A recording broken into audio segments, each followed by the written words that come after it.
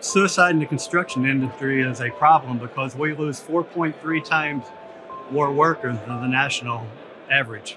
We lose 2 to 3 workers a day to work-related injuries, while we lose 10 to 15 a day to suicide. And the suicide numbers are underreported because many times suicides are not documented as such.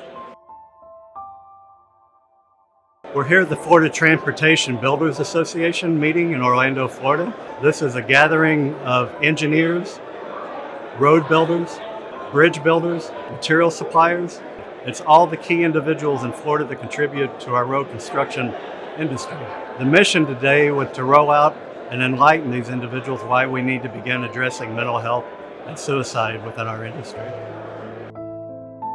The proclamation that we signed today was a vision that I came up with back in the fall of 2022. I drafted it, sent it out to some industry partners, asked for their input. My research tells me that executives in organizations are unaware that the problem even exists. I would love to have every person that works in construction sign this document. We're going to create a spot where people can go and electronically sign this document. And I'm looking for a minimum of 10% of the industry by December 31, 2024. It doesn't just have to be signed by construction workers. It can be signed by spouses. It can be signed by mothers. The goal is to create a national movement to fix a problem that most do not know exists. My true goal is to get the peers that I associate with at the executive level to say that this is a problem and mean it. Just don't say that it's a problem, mean it when you say it. We talk a lot that we care about our employees, but do we really care? And that's that even deeper question. These are real people that have mothers, they have fathers, they perhaps have children. To give them a path to where they can talk about their struggles, to give them a path to where they won't have to be in fear of repercussions of being told that they're weak or they need to go home without pay.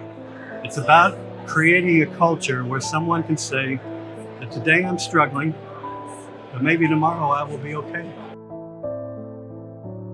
There should be no fear, there should be no shame, there should be no stigma of saying that you need to talk to a counselor. For 14 years, I wouldn't. A professor challenged me to go talk to a counselor. I was amazed at what 3 hours with a counselor over the course of 3 weeks did. So there's no shame in saying you need to talk to someone.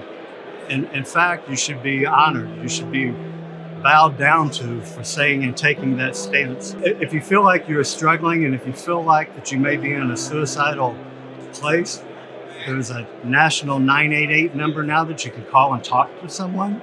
There's sites such as the Construction Industry Suicide for Alliance and Construction that you can go to.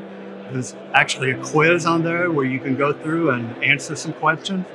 And it won't diagnose you, but it will give you some guidance where you stand and whether you should seek some treatment or whether you should call for some help.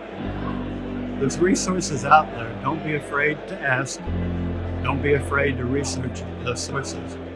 And remember, 988, the national number, is there 24 hours a day, 7 days a week.